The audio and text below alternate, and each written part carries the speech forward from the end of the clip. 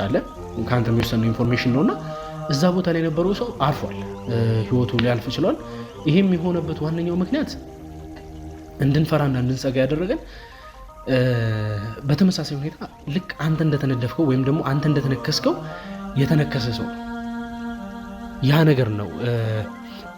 ትልቅ ፍራቻ ውስጥ እንድንገባ ያደረገንና ምንም አይነት ጊዜ ሳይወስድ ነው ህይወቱ ሊያልፍ ይችላል ይሄም በተፈጠረበት ሰዓት እሱ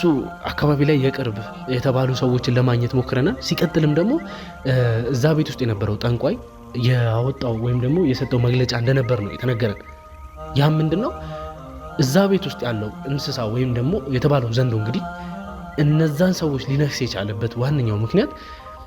ከፕሮፌሰሩና ከጠንቋዩ ህግ ውጪ ወይም ደግሞ ከነዛ ሰዎች ፍላጎት ውጪ የተደረገ ነገር ሲኖር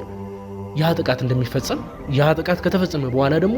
ጠንቋዩም ሆነ ፕሮፌሰሩ ያንን ውሳኔ እንዲቀየር የሚያደርጉት ነገር ካሌለ የነዛ ሰዎች ህይወት አደጋ ላይ እንደሆነ የሚገልጽ ነገር ነው እና አሁንም አሳሳቢ ጉዳይ ያለው ነገር ምንድነው